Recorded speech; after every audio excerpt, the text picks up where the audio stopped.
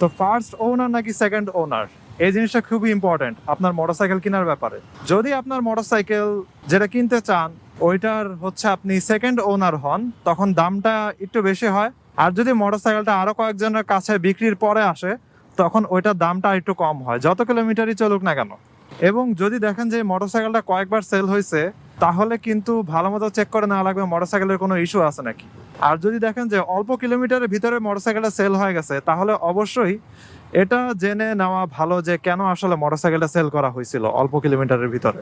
মানুষের সাধ্য থাকলে তো তখন নতুনটাই কিনে, কিন্তু অনেক সময় চিন্তা করে যে এত টাকা দিয়ে নতুনটা কেন কিনতে যাব। স্পেশালি বাংলাদেশের কিছু মোটরসাইকেল আছে যেগুলো মনে করেন ইন্ডিয়াতে হচ্ছে মনে করেন 1.5-2 লাখ, বাংলাদেশে ওগুলা 4-5 লাখ। সো ওই সময় মানুষেরা অনেক সময় চিন্তা করে যে আমার পছন্দের মোটরসাইকেল এটা, কিন্তু আমি কেন এত দাম দিয়ে মোটরসাইকেল কিনতে যাব।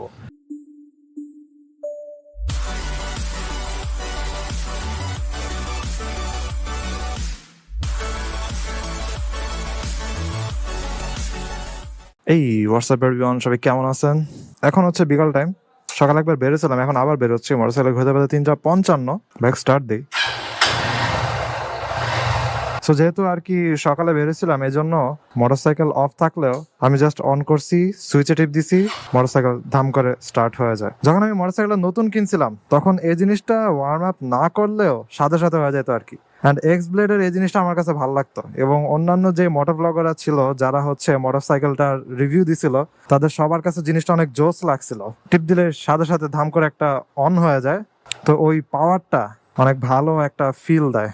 এখন যাব আমি হচ্ছে হাতির ঝিলের মধুবাগে। তো ভিডিওতে অনেক জ্যাম ট্যাম দেখা গেলেও ভিডিওর লাস্টে হাতির ঝিল দেখায় আপনাদের মন ভালো করে দিব। তো মেন রোডে যাই, গিয়ে তারপরে কথা বলি। যেদিন ভিডিওটা করতেছি ওই দিন হচ্ছে মঙ্গলবার, তাই এই সাইডে একটু জ্যাম কম পাওয়ার কথা, কিন্তু আমি যেহেতু অন্য দিক দিয়ে যাইতেছি তাই জ্যাম একটু বেশি লাগবে আর কি। ইউটার্নটা নিয়ে ফেলি। রাস্তা মোটামুটি তো খালি লাগতেছে, দেখা যাক। যদিও মুখ লাগা দেওয়া উচিত না, আমি যা বলি তার উল্টা হয়ে যায়। এই জন্য বলতে হবে ওফ ও এত জ্যাম কেন ভাই, এই রাস্তাতে অনেক জ্যাম। তাহলে সামনের দিকের রাস্তাতে যেন জ্যাম একটু কম পাই। 27 নম্বরের মেইন রোডে ঢুকবো না, এখান দিয়ে বেরিয়ে যাবো। আর এখন আর কি ব্যাটারি রিক্সা যা কিছু আছে সবকিছুই রাস্তায় চলে, জিনিসটা ভাল লাগে না। আগে যেমন ছিল যে পায়ে চালানো রিক্সাগুলো হচ্ছে রাস্তায় চলবে, এখন ব্যাটারি ম্যাটারি যা আছে সবকিছু মেইন রাস্তায় চলতেছে। খুবই বিরক্ত লাগে জিনিসটা। তারা ধাম ধুম হচ্ছে ওভারটেক করে, তাদের স্পিড কম হইলেও তারা নিজেদেরকে মনে করে নিড ফর স্পিড গেম খেলতেছে। আর পায়ে চালানো রিক্সাগুলো তো মনে করেন লেফট সাইডে একটা সিরিয়াল মেনটেন করে, যদিও সবাই মেনটেন করে না, তারপরেও আর কি এটা একটা হিউম্যান সাইকোলজি। পায়ে চালানো রিক্সাগুলোর উপরে তারা ডমিনেন্স ক্রিয়েট করার ট্রাই করে মাঝখান দিয়ে চলার মাধ্যমে। হোয়াট এভার, আমি আজকের টপিকটা নিয়ে হালকা কথা বলি। ওইটা হচ্ছে যে সেকেন্ড হ্যান্ড মোটরসাইকেল এর বিজনেস বাংলাদেশে পুরাই রমরমা ব্যবসা, এবং সেকেন্ড হ্যান্ড মোটরসাইকেল অনেক মানুষেরাই হচ্ছে কেনার প্রতি ঝুঁকতেছে। জিনিসটা কিছুটা second hand mobile, second hand computer এসব কেনার মতো। যেমন মনে করেন আমার কম্পিউটারের যে জিপিও ওইটা সেকেন্ড হ্যান্ড, RTX 2080 কমে আমি কিনে ফেলতে পারছি, এবং 1 বছরের মতো আই গেস হয়ে যাবে, জিপিওটার কোনো সমস্যাই হয় নাই আর কি, আমি জিতছি। তারপরে হচ্ছে আমার ফোন সনি এক্সপেরিয়া 1 Mark 3, যেটা হচ্ছে একটা 1.5 লাখ টাকার ফোন, কিন্তু সেকেন্ড হ্যান্ড রিফারবিশ হওয়ার কারণে এটা আমি অনেক কমে কিনতে পারছি। কিন্তু এখানে জিনিসটা হচ্ছে আপনি ভালো মতো বাছাই করতে পারলে, চিনতে পারলে আপনি জিতছেন, নাইলে আপনার পুরাটাই লস। কোনো ওয়ারেন্টি নাই, কিছু নাই, একদম ডিরেক্ট লস খাওয়া যাবেন। মোটরসাইকেলও জিনিসটা এরকম, আপনি যদি ভালো মতো বুঝতে পারেন, মোটরসাইকেলটা যাচাই বাছাই করতে পারেন, তাহলে আপনি জিতছেন। আর যদি আপনার ভুংচুং কিছু একটা ধরা দেয়, তাহলে আপনি হারছেন আর কি, আপনার বিশাল অ্যামাউন্টের একটা টাকা গেল লস। তাহলে সেকেন্ড হ্যান্ড মোটরসাইকেল কিনতে যাওয়ার আগে অথবা কেনার সময় আপনার কি কি জিনিস চিন্তা করে যাওয়া উচিত, এবং যে ডিলার আছে সেকেন্ড হ্যান্ড মোটরসাইকেলের তার সাথে কি কি ডিসকাশন করা উচিত, এগুলো নিয়ে হালকা পাতলা ভাবে আমি একটু বলবো। তো ফার্স্ট ওনার নাকি সেকেন্ড ওনার, এই জিনিসটা খুবই ইম্পর্টেন্ট আপনার মোটরসাইকেল কেনার ব্যাপারে। যদি আপনার মোটরসাইকেল যেটা কিনতে চান ওইটার হচ্ছে আপনি সেকেন্ড ওনার হন, তখন দামটা একটু বেশি হয়। আর যদি মোটরসাইকেলটা আরো কয়েকজনের কাছে বিক্রির পরে আসে তখন ওইটার দামটা একটু কম হয়, যত কিলোমিটারই চলুক না কেন। এবং যদি দেখেন যে মোটরসাইকেলটা কয়েকবার সেল হয়েছে, তাহলে কিন্তু ভালো মতো চেক করে নেওয়া লাগবে মোটরসাইকেলের কোনো ইস্যু আছে নাকি। আর যদি দেখেন যে অল্প কিলোমিটারের ভিতরে মোটরসাইকেলটা সেল হয়ে গেছে, তাহলে অবশ্যই এটা জেনে নেওয়া ভালো যে কেন আসলে মোটরসাইকেলটা সেল করা হয়েছিল অল্প কিলোমিটারের ভিতরে। এরপর আরেকটা জিনিস হচ্ছে মিটার চেঞ্জ করা হয়েছে নাকি। আসলে মিটার চেঞ্জ করা হয়েছে নাকি এটা নিয়ে আমার একটা ভিডিও আছে, ওখানে আমি আপনাদেরকে যে জিনিসগুলো বলছিলাম, আমি যদি শর্টে বলি, ওইটা হচ্ছে মোটরসাইকেলের ডিস্ক, তারপরে হচ্ছে টায়ারের অবস্থা। এই জিনিসগুলো দেখে আপনি হালকা পাতলা প্রেডিক্ট করতে পারবেন যে আসলেই এত কম কিলোমিটার চলছে নাকি মোটরসাইকেলটা বেশি চালানো হয়েছিল। অ্যান্ড জিনিসটা হচ্ছে মিটার চেঞ্জ করা আসলে সহজে ধরা যায় না। আপনার আইফোন মোবাইল বের হয়েছে, ঠিক আছে, নতুন আইফোন মোবাইল বের হয়েছে, নতুন স্যামসাং বের হয়েছে, ওগুলোর সাথে সাথে তাদের যে প্যাকেটগুলো চায়নাতে বানানো হয়ে যায়, বুঝতে পারছেন আর কি। সেকেন্ড হ্যান্ড মোবাইল অথবা চুরির মোবাইল, ওগুলা হচ্ছে আলাদা প্যাকেটে, একদম নতুন প্যাকেটে ঢুকায় তারা এরকম সেল করে। আমি যখন আমার মোবাইল কিনতে গেছিলাম তখন দোকানদাররা এসব জিনিস বলছিল।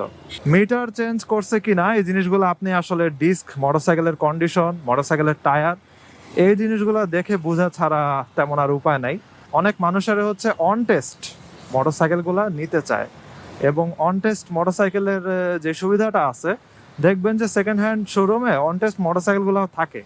তো অন টেস্ট মোটরসাইকেল কিনলে যেটা হয় যে আপনি হবেন ফার্স্ট ওনার, অর্থাৎ আপনি যেহেতু ফার্স্ট ওনার হচ্ছেন, এজন্য আপনার জাস্ট রেজিস্ট্রেশনটা নিজেই করতে পারবেন, নাম ট্রান্সফারের কোনো ঝামেলা নাই। আবার অনেক সময় যেটা হয় যে নাম ট্রান্সফার করতে চাচ্ছেন, কিন্তু আগের যে ওনার ছিল তারই আপনি পাইতেছেন না।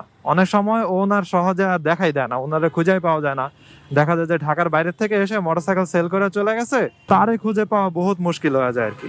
এই জন্য মানুষেরা হচ্ছে অনেকেই অন টেস্ট মোটরসাইকেল গুলা কিনতে চায়, যেন সেই আর কি প্রথম ওনার হয়, তাহলে নাম পাল্টানোর ঝামেলাগুলো আর নাই আর কি। জিজ্ঞাসা করে নিয়েন যে এর ওনারটা কই, ঠিক আছে, ওনারের বাসা কই অথবা সে থাকে কই। কারণ যদি আপনি তারে খুঁজে না পান নাম পাল্টানোর জন্য, তাহলে কিন্তু ঝামেলা আছে। আবার আপনি একটা মোটরসাইকেল সেল করে গেলেন, সময়ের জন্য নাম পাল্টাতে পারতেছেন না, অথবা ইচ্ছা করেই তার কাছে যাইতেছেন না, যে দূর এত ঝামেলা কেন করবো, বিআরটিএতে গিয়ে সারাদিন দাঁড়া থাকা লাগবে লাইনে।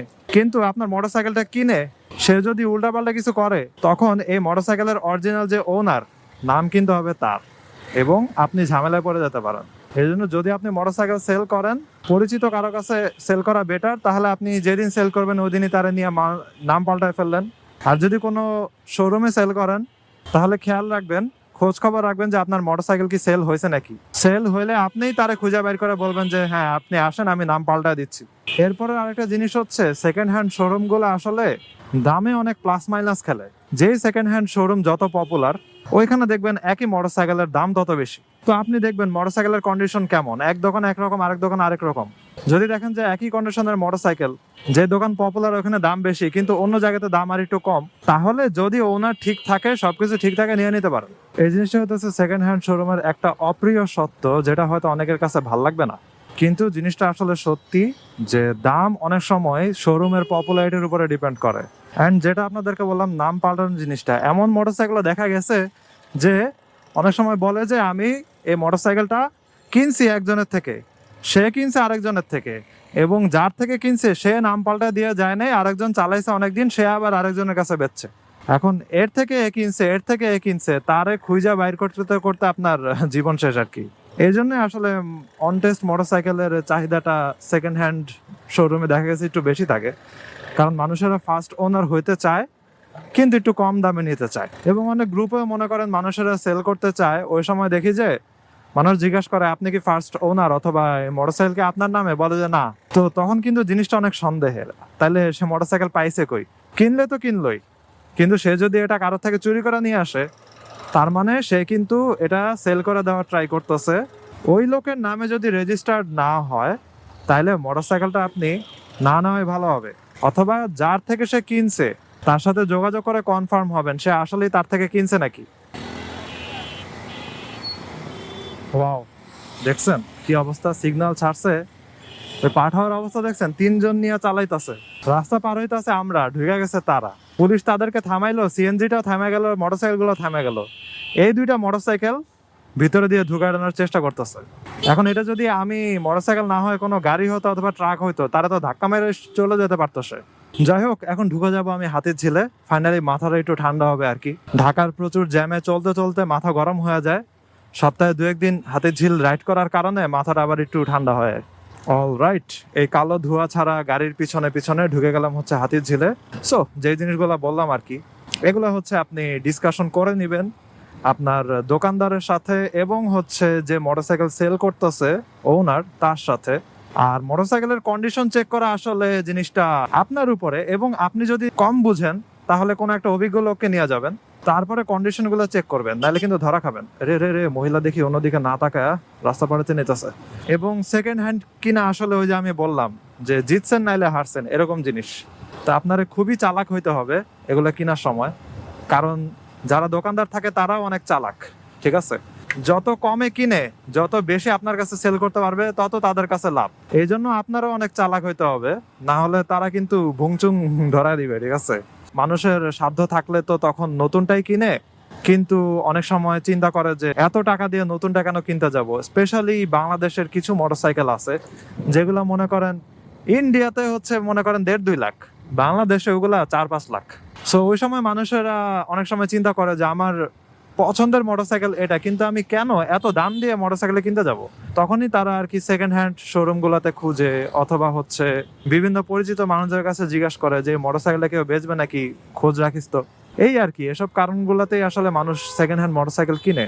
কিন্তু দোকানদাররা লাভ করার জন্য কেউ সৎভাবে লাভ করবে, কেউ অসৎভাবে লাভ করবে, এটাই তো হচ্ছে বাংলাদেশের ম্যাক্সিমাম বিজনেসের নিয়ম। এই জন্য আপনার একটু সতর্ক থাকা লাগবে আর কি। তো এছাড়া যদি অ্যাডিশনাল কোনো কোশ্চেন থাকে আপনি কমেন্ট করতে পারেন। I hope you guys like this video, if you are watching for the first time you can kindly subscribe. তো সি ইউ নেক্সট টাইম, সবাই ভালো থাকেন, সাবধানে রাইড করেন, টাটা।